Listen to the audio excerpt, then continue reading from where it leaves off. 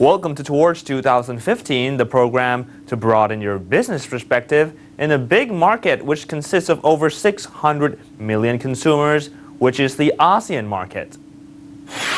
Asian Development Bank, or the ADB, has set up a seminar on analysis of Asian economy in the year 2011 and found out that the region's economy is facing a process of slowdown. How would Asia tackle back this situation? Let us hear from Dr. Iwan Aziz, a senior economist of the ADB. สวัสดีครับ Dr. Iwan Aziz, the head of the Regional Economic Integration Office at the Asian Development Bank. Welcome to the program, Dr. Aziz. How are you today? I'm fine, thank you. So what are the key factors that are driving the global and regional capital markets? Yeah, even before this last Friday decision by the S&P to downgrade the US credit rating, the global capital market has shown some degree of nervousness. Now, the good news is that for the Asian capital market, so the regional capital market, has been showing its resilience. And, we can look at, for example, the equity markets, even though the equity market has not been as sort of strong as in 2010 during the first half of 2011, but we started to see the picking up even before the Friday decision. If you look at the bonds market, that's even amazing, because if we look at the local currency bonds in Asia, has been growing very fast. And the good news is that the fast growing local currency bond is taking place in corporate sector. So the corporate bonds, because we know that in the region, the dominant bonds market is still the government bonds. But now the corporate bond has been growing very, very What is the ratio between the public and the private bonds? Well, the figures I don't remember, but it's still government bonds. But I will predict with this new trend of this fast growing of the corporate bonds, that ratio will definitely decline. Definitely. So that's the good news. Now, the only problem is the exchange rate, because that's another component of the capital market. And the problem here is that because the region has been receiving a lot of capital inflows, especially after the Great Recession in 2008. And that creates a lot of problems, a lot of headache for policymakers in the region, because that put pressures on the exchange rate to appreciate, especially for the export-oriented countries, like Thailand, for example. So that is the area where we need to work more, including regional integration and regional cooperation. I see. And when the S&P downgrade the U.S. Treasury, there is a big impact on the global market and the capital flows. How that, in your opinion? Well, you don't need to be a rocket scientist to predict when there was a case like what happened last Friday, the first time in the history that the credit rating of a country, in this case the United States, was downgraded. The first time in history. 1917. Exactly. It's really expected that there is a nervousness, there is a panic, what I call the psychological effect. It is expected.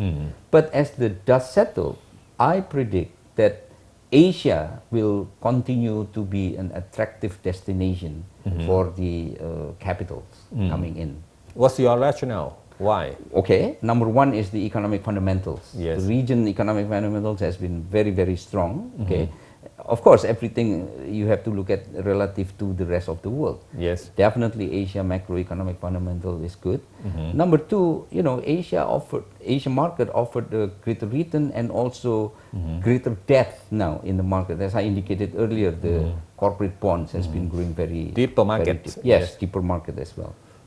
And what Thai and other Asian governments should do is to protect themselves in the wake of the S&P downgrade? Well, continue to focus on how to make the capital markets deeper and more open, more transparent. And also on top of what the individual country can do, maybe the region as a whole can also work together, come up with all kinds of initiatives that can facilitate the increase of the regional integration in the financial market. And this is applying to both the bonds market as well as the stock market, and also in the area of exchange rate. In fact, you know, last year there has been already talk among the Asian governments to explore the possibility of exchange rate cooperation because of the massive capital inflows to the regions that put pressures on their exchange rate. In your opinion, what are the major downside risks for Asian and ASEAN economies? The major downside risk is, I Yes. think it's not so much on the portfolio or market, but I think more on the real sector. Yes. Because, you know, there are two effects that one can think of. One is what I call the quantity effect, and then the Yes. second is the price effect. The quantity effect is really working through the fact that Europe and the US economy will be slowing down, especially after what happened last Friday. Yes. And that means demand from that country will be slowing down. Just Weaker to give you demand. weaker demand. And just to Yes. give you an example, the US Yes. is an economy where 70% of the economy depends on the consumption. So if the consumption and the investment decline, then that will affect also the demand for Asian goods, and that is The export sector. Export sector, exactly. So especially the export-oriented Asian economies will be affected, I think. So in Thailand, export account for 60% of our GDP.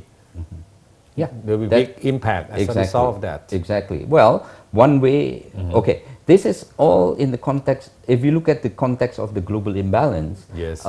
Everybody talk about export-oriented economies to start looking at the domestic demand, okay? Yes. Of course, we have to do that, and it is happening in Asia, but you cannot really go extreme shifting entirely from export to domestic demand. Takes So time. what exactly? So what happened with the export? They can start looking at alternative markets, and Yes. it is happening in the last 2 years. Export from Asia to other emerging markets as well as to within Asia has been increasing. You know, I see. other emerging markets like Latin America, even some African countries, export from Asia has been increasing. So in your opinion, the ASEAN Economic Community in 2015, there will be a benefit? Yes, of course, initiative like that is always positive. Now, of course, when it comes to the quantitative target, Yes. some target may not be met and so forth, but that's fine. I mean, as long as we know we are the direction, it's only a matter of, you know, how you achieve direction and how fast you achieve that direction. So what are the other risks? Inflation pressure, you still worried at this Yeah, stage? of course, inflation is still risk because, you know, if naturally if you have a fast-growing economy, there's always threat of inflation. But given what I think is going to happen with the global economy, and that is slowing down, I have a feeling that the focus of policymakers in the region will be tilted more towards concern of slowing growth Yeah. vis-a-vis the inflation. Less on inflation, oil prices are falling to Exactly. $80 a barrel Exactly, yeah. from over 100 Yeah. recently. That's right. And then the That's other commodity prices also falling. That's true. So what are your other concerns on the global economy? You are not optimistic on the global economic growth, right? Yeah, of course, it will be slowing down. Okay, not recession, but it's a slowing down. Yeah. It's not like in 2008, but it's going to be slowing down. Yeah. And how Asian economies should adapt to that? Well, as I said earlier, you know, in the area of export, we have to be more active in finding an alternative market to Yes. other emerging economies as well as to within the region.